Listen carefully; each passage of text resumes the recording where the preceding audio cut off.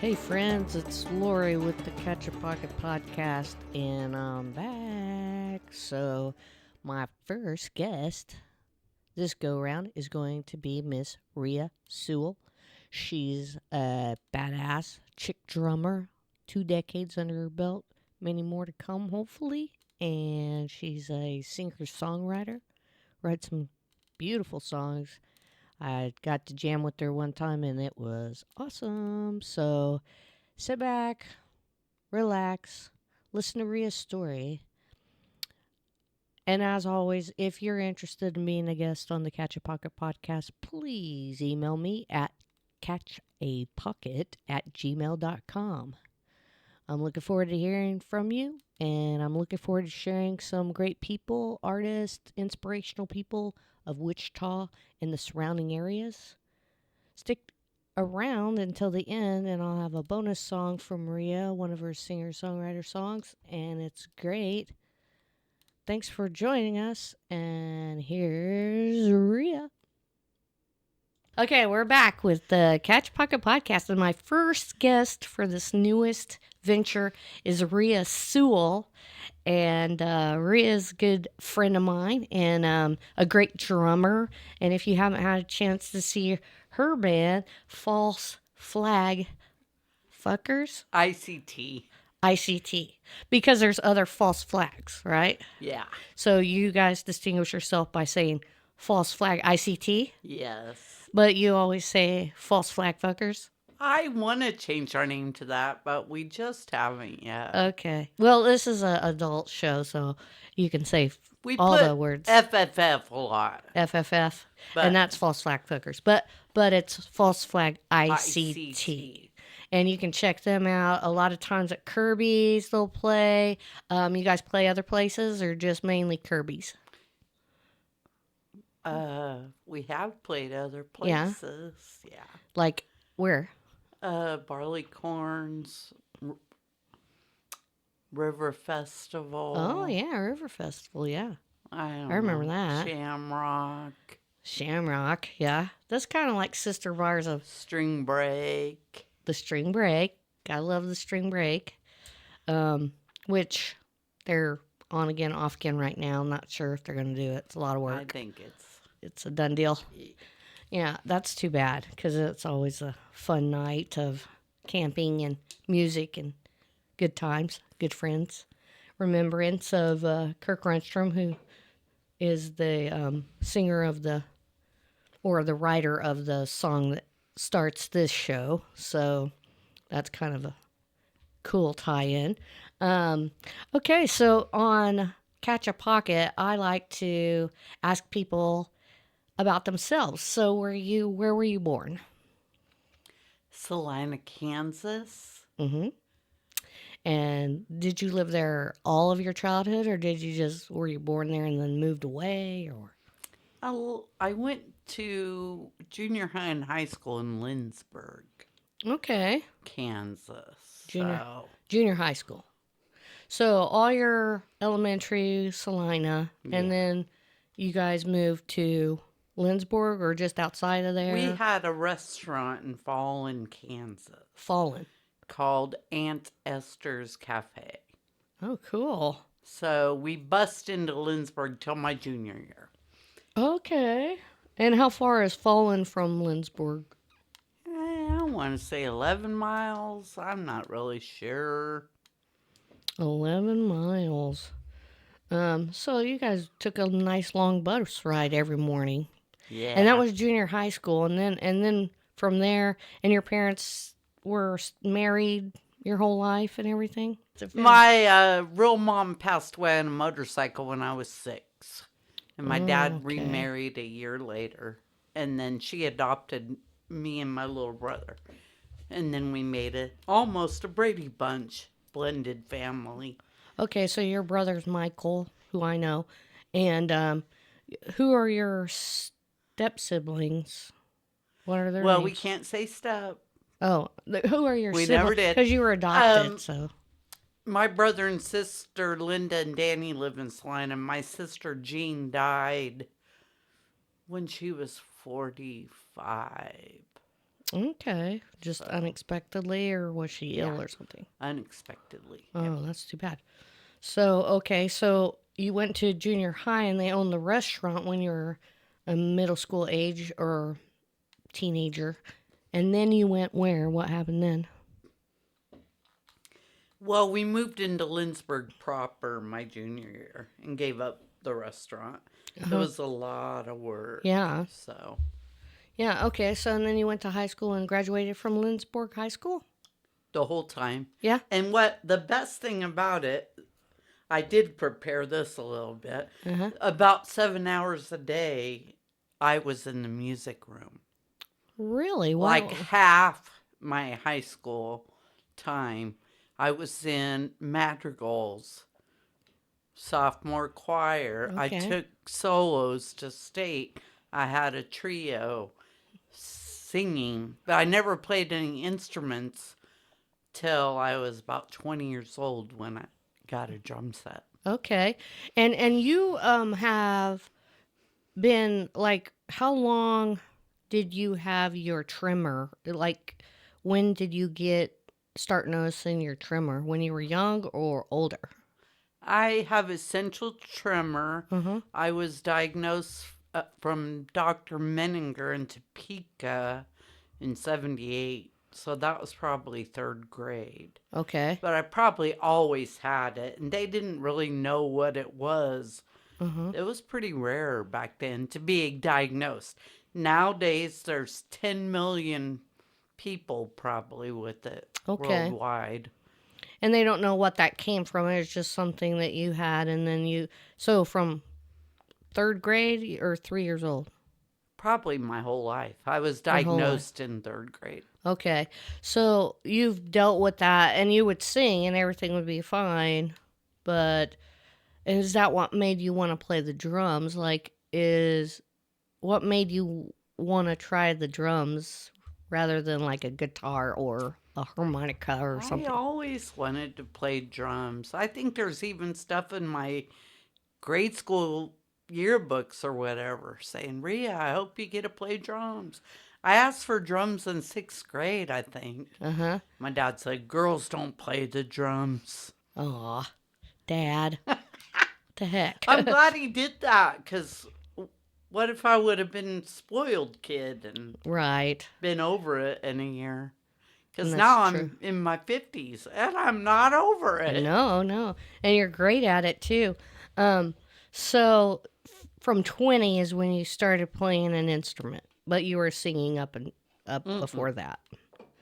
And your whole high school, you had most of your classes all music classes. Yep. My senior year, three of us girls asked for music theory, Oh, okay. like college level, and we got it in Lindsborg. Lindsborg was more like a private school upbringing, Just because it's so small and being able to focus. and the community so creative. Right. Yeah, that's cool. I love that community. It's so cool. If you've never been there, you need to go. Just check it out. It's Swedish, is it? It's like a Yes. Swedish town that was started by Swedes, Yeah. and they're the little horses. What are those horses called? Dollar horses. Dala horses. Oh, those are so cute, and they're just all over the place. And the town is decorated, and it's got all the different restaurants that are Swedish proper food, like the what is that? Lutefisk. I think there's Ooh, that there. yeah. I think somebody I know tried that. And I was just like, "What is it?" It looked terrible, but it's an acquired taste, is what I hear. So cool. So then you graduated high school, and then what? I moved to Wichita with an opera scholarship. Going to WSU? Yeah. Oh, cool. But then I really didn't use it. I got into rock and roll bands. So you didn't get into opera? I took like a couple semesters. Mm-hmm. And And, it just wasn't for you, or you didn't feel like it was fulfilling enough. well, I probably should have stuck with it. You just got into rock and roll and the whole rock and roll scene. And did you start going to Kirby's then? Is that when you started going there, or did you not know about Kirby's at that point? I did. I would go sit on the stairs and watch, like, or listen to Technicolor Head Rush, Okay. and because I really wanted to be a part of it. Mm-hmm. I thought Kirby's was, I still do, just awesome. But I didn't start going there till I was in an all girl band, 95, I think we started. What was the name of it? Half Mad Poet. Half Mad Poet. And who was all in that? Me playing drums, Anita Chase playing guitar, and Sheila Reddy Okay. playing bass. And so a three-part trio of was it punk rock or was it It was more rock and roll, a uh-huh. lot of originals. Cool. That's awesome. So you probably learned a lot from just playing live to people and pulling your drum, putting it together, and then all that stuff. A lot of gigs we played back then. We were the only band. So 3 hour gig, 3 45 minute sets. Wow. So a That's long what we day, yeah. did. So you were Yeah. tired when you were done. Yeah. Tired and drunk, maybe a little. No, I No? really didn't partake back then. Really? Okay. I'm like, well, some people won't drink like they won't drink until they're done with their set or whatever. But usually 3 sets, they're drunk by the third one. Usually, not everybody. I'm not pointing fingers at anybody, but okay. So that was in the '95 era. That's when I started to become a Kirby's regular. Okay. But me and the girls did a couple of tours. We went up to Wisconsin for like 10 days. Yeah. Part part of that, or right after that, we opened up for Joan Jett in Wisconsin. Really? Yeah. That'd be awesome. How was she cool? Did you get to meet her and all that? We had a good time. Yeah, that's cool. So I don't want to pass up your youth or anything if you want to tell any stories about your family or anything like that. So totally feel free to interject into there. I think part of the music thing, like when we were little kids riding around listening to AM radio, my dad was nuts about music. So he'd quiz us saying, who's singing it? What year is it? What's the song about? So I got real clued in about music, especially music trivia. I'm still just nuts about it. Yeah, if you know the years and things, you're probably really good. I want you on my team, you know? We need to have a trivia night one of these times. That would Yeah. be fun because we all know so much. We should go tear up a trivia with the doom and gloomers because that's how I know you is. Yeah. I became a doom and gloomer after COVID. Um, so you didn't do the opera, you started the band and the girl band trio. And then from there you toured and the tours after that you broke up or something or Well, we played Lilith Fair in Kansas City, whoa, that's cool. and then the girls moved to Chicago. But I was still getting my degree from WSU. It took a long time. What'd you get it in? Sociology, women's studies, and English. Ooh, that's a nice one. Those are all nice subjects, you know, that I just went long enough till they told me, okay, you you're can. done. Yeah. You can leave now. You know all the things we can teach you. No, they would never. They would just didn't want your money anymore or something. Your money wasn't good I had anymore. enough credits. Okay, you got a Took degree. 17 years to get my BA. I'm proud of that. Hey, But I about got straight A's. that's And called no, fortitude. no student loan debt. Oh, so you did like 1 or 2 classes every time and then just paid it. Yeah. That's really cool. Did you work the whole time as well? Yes. And in a band. Wow. So you were busy. Busy. Yes. Yeah. So when you were done with your degree, what What was your mindset then? Were you like, I'm going to fill this with band music? Or was it like scared kind of because you're used to that rigor? Or what do you think? I've always been in a band. Jarrett, my guitar player now in False Flag, we've been playing together since I want to say 2000. Okay. We've had 7/8 Quick, and then Janet, and now False Flag has been together, I think, 13 years. Wow, that's a great run. So, The lead guitar and he player? writes most of our, he writes Really? the hooks for sure, but Oh, I he didn't writes even a know that. lot. That's cool. Yeah. Well, he's just a very creative dude. Nice guy, too. Real nice.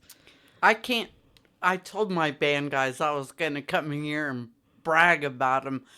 I am the luckiest person in the world to get to play with Tracy Saylor, Jarrett And Shishler, and Pete Stedman. okay. And who's the bass player? Is it Pete? Pete, Okay, Pete, and then so Tracy's playing rhythm guitar. guitar. He does a lot of lead stuff too. When he first joined False Flag, he used to play with Dave Lawrence and Drunken Monkey bass Right, right. and bass for Istanbulis, and he hurt his shoulder, so he couldn't play bass. Then Jarrett and I were like, "Well, we want you to play with us Mm-hmm. and on guitar." And Trace said, "Well, I don't really know how to play guitar." Who cares? You pick the people you want to jam with, and then figure out the rest. Yeah, because the And music comes. we're kind of lucky that we don't have a bunch of drama. I Yeah, know younger bands have drama. We right. just really don't. You're like old friends that really get along Yeah. and enjoy each other all the time. And plus, we're a hobby band, if you want to call it that. We've got about 6 records. We Yeah. practice every Friday.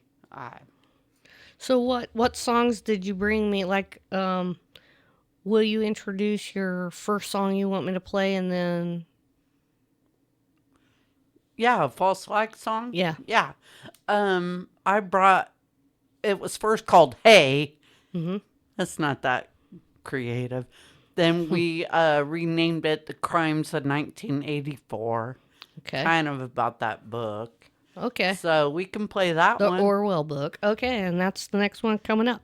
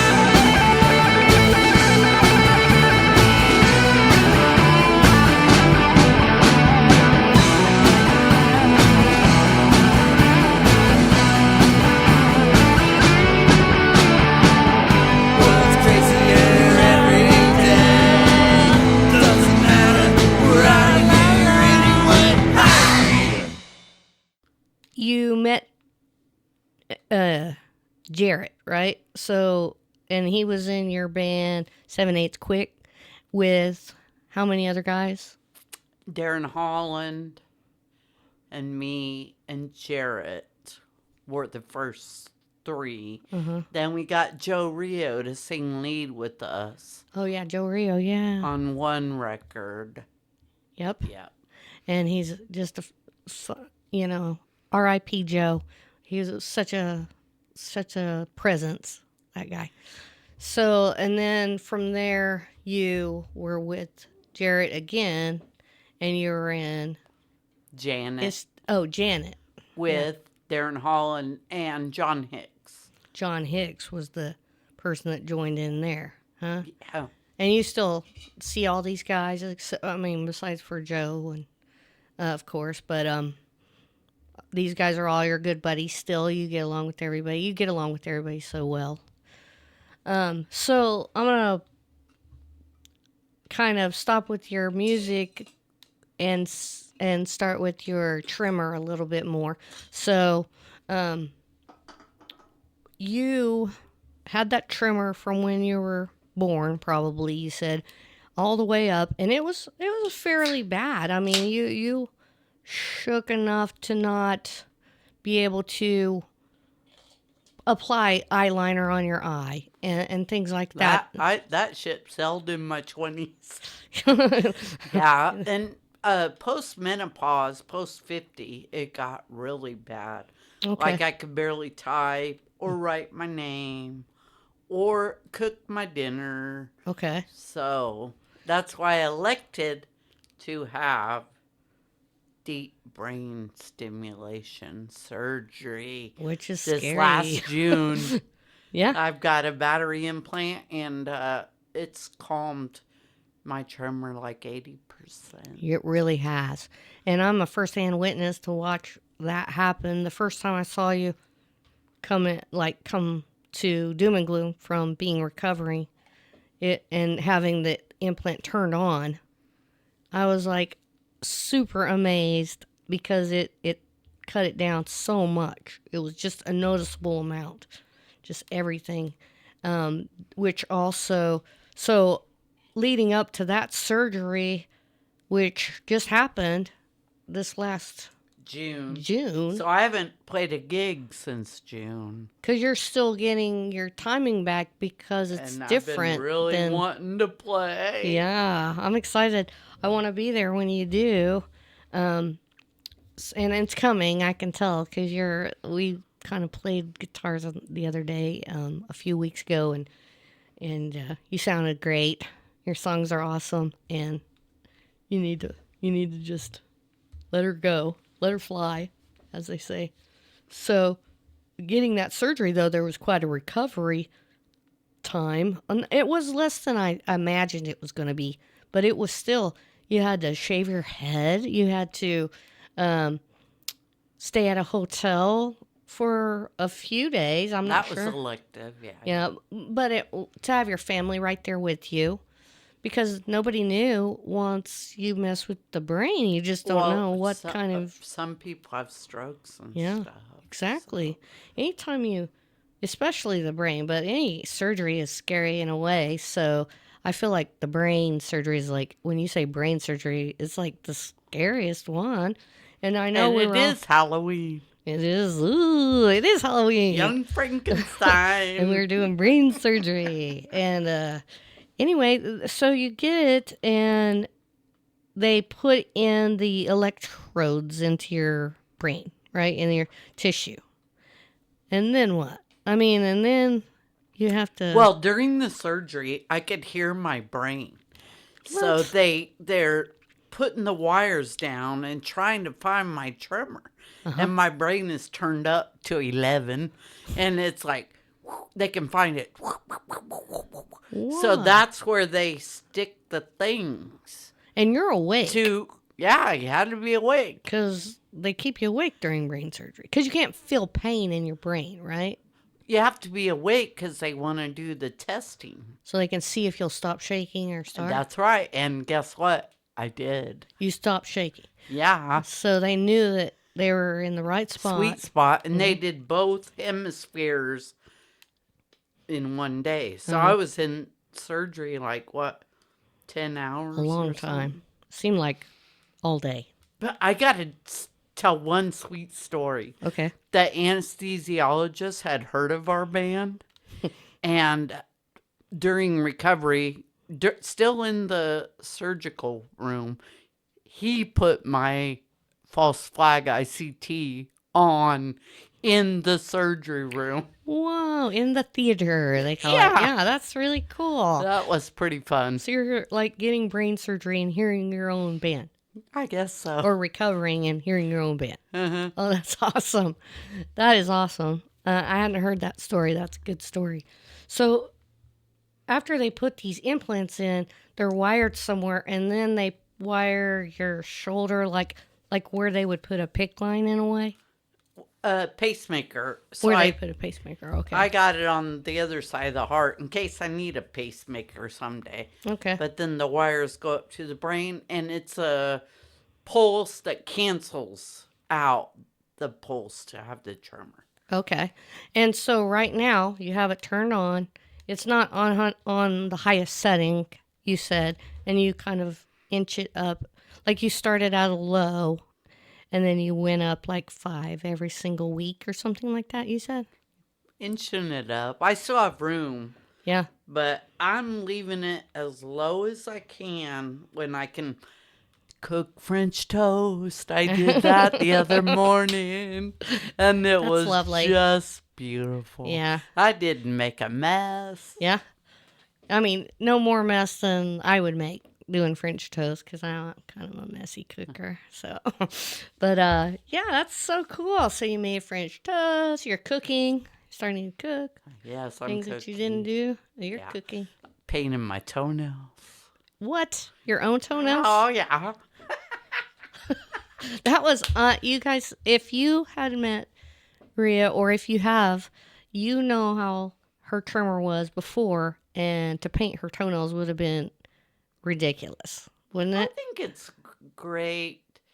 Okay, let's talk about all the things I couldn't do. That list is huge. But I could play drums. Yes, you could totally play Really drums. good. Like total perfect syncopation, and then you would have this trimmer, which is like kind of defied reality in some weird way. It was like um you would have a trimmer or you wouldn't be able to cook, but then you could go play drums for a rock and roll band that was playing like punk rock and roll and just right on time.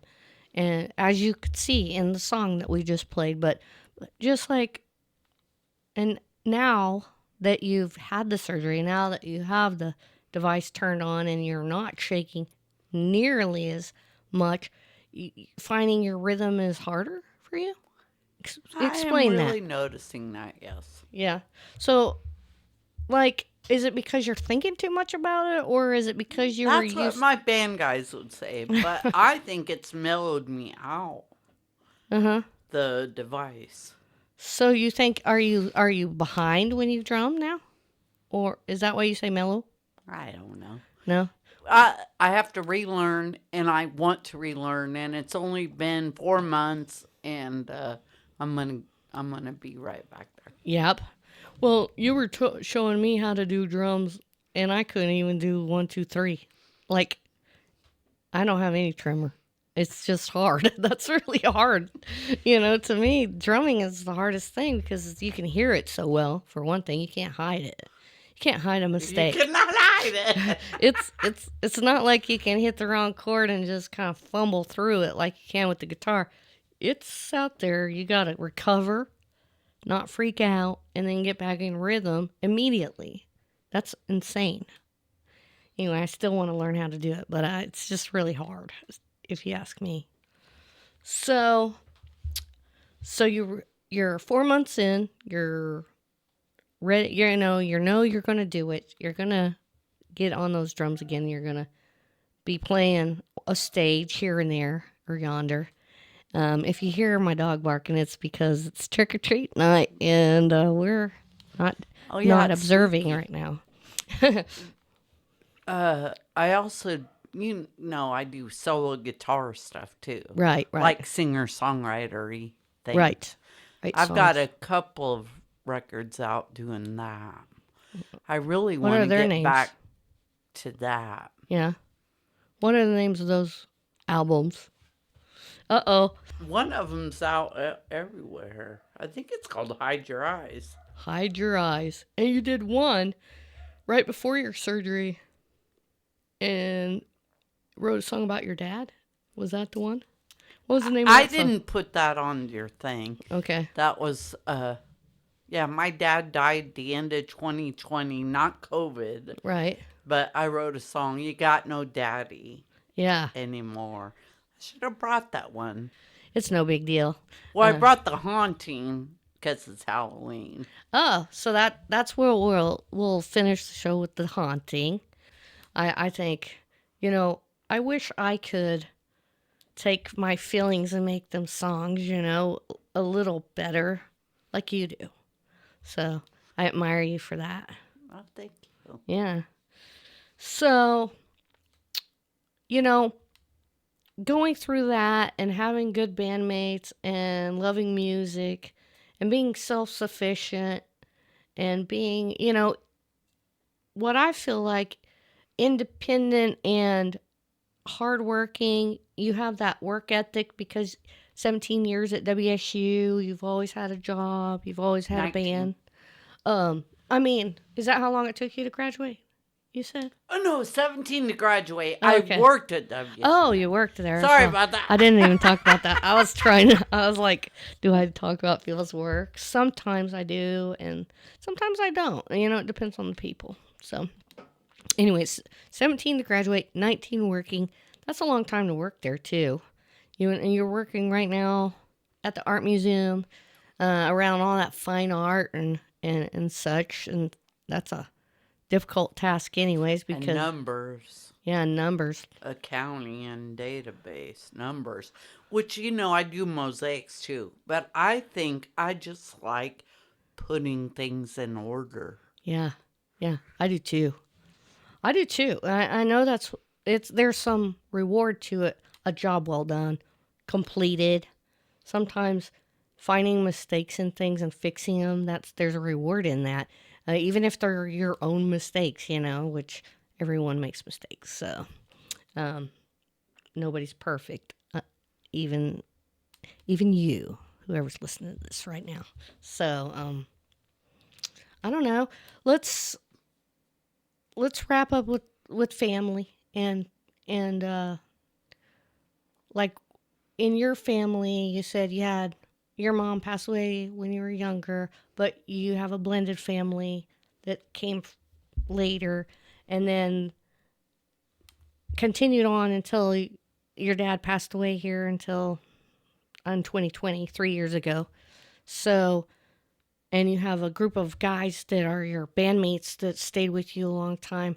So, what types of advice do you have to someone who's kind of out there struggling a little bit with music or family or things like that? Do you have any kind of sage advice for others listening? Well, in my own family and life, for one, music, don't give up. I love playing. I know I should, like Wayne told me the other day, I practice 3 hours a day to get better. I was like, oh, I could maybe squeeze 30 minutes. But family, just let them be who they want to be Yeah, and be there for them. that's your advice on family. That's good advice. That is good advice. And because everyone's different, And plus, do you want someone judging you? I try not to judge. I just am like, hey, yep, how are you doing? right. Let's do the positive and not the negative and that kind of thing. It's just better, and it's nice to be able to sit with people who can listen to you when you have a moment low, and really know that they're listening and not just judging or trying to give you advice that they should just be listening and telling you they don't know the answer, but they're there, you know? That's really cool. So on Catch a Pocket Podcast, I always ask, it's me in this chair. So I always ask a story of inspiration to my guests.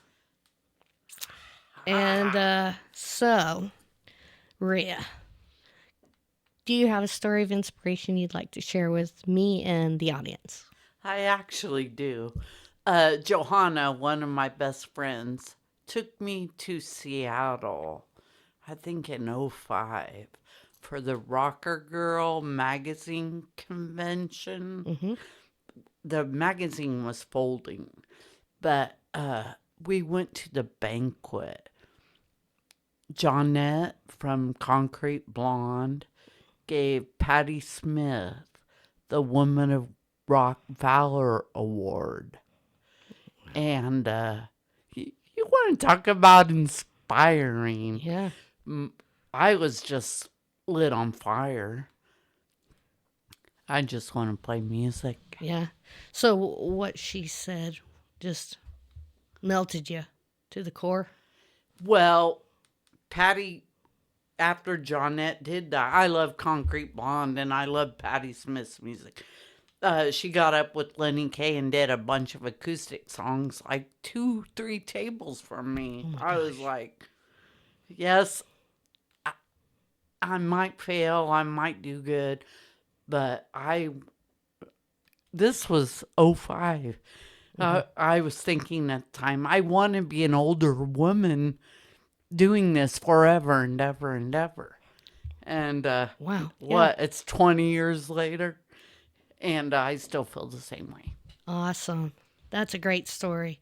That is really inspiring. And I'm glad that you were able to be in that place at that time because it seems magical in a way, you It know? was great. Yeah. So, I really I'm really at the end of our interview. So, if you have any other things you'd like to say, like, do you have a gig that you're like? Do you have a date that you're like shooting for? Do you have a? Actually, I wish we were ready. We've been hit up for lots of gigs Mm-hmm. and false flag and ICT. ICD Fuckers. fuckers. And for the open mic, I've been trying to practice solo. I want to get just for open mic 3 songs. Yeah. I'm ready to do it. I think. Okay. So, I think Meat Fest for false flag.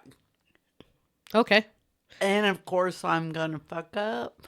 But that's a great thing about punk rock or rock and roll.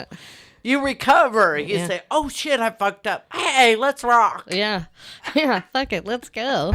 Yeah, exactly. So, open mic night at Kirby's is what night of the week? Mondays. Monday night, and it's like the second week of the month, or is I it think it's every Monday now. every Monday now? Wow. So, if you get a chance, go support people doing their open mic because it's really important. That's where the best people start, and that's where the It's a best lot people of talented. Yeah. And Kirby's has a lot of people that kind of get drawn there that are really talented, really smart, and really inspirational. So that's kind of where my podcast originated. Is my heart was somewhere where I saw all these talented people that got no recognition, and I wanted to recognize them for it. And so today I'm recognizing you, Rhea, and I appreciate your time and being able to come on Halloween and kind of show off your band. And thanks for catching a pocket with me today. It was a blast, Lori. And I've been going to Kirby's for 25 years. I'll be going that Almost much 30. longer. Almost. Yeah. Yep. All right. So we'll see you on Wednesday at Kirby's for Doom and Gloom. Sounds good. All right. Thanks, guys. Thank you, Rhea, for being a guest tonight. And thank you guys for listening. And since you made it to the end, your prize is Rhea's song, The Haunting. Very cool. We recorded this on Halloween night, and this is the perfect ending to a great interview. It's nice to be back. Love you guys. Catch me on Facebook, Instagram. Leave me a note. I love it. Any ideas are welcome. Have a great night. Thanks for catching a pocket with me. Good night.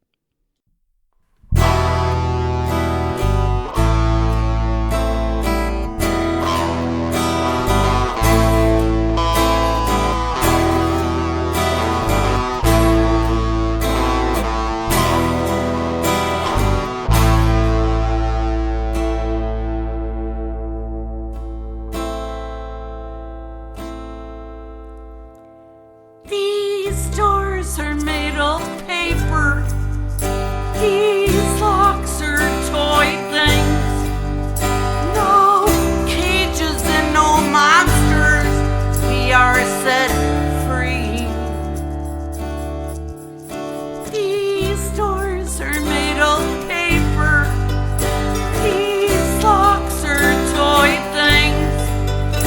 No cages and no monsters. We are set free. We flew to Bossier City. We drove to New Orleans. And all the while you were kissing my glad tidings.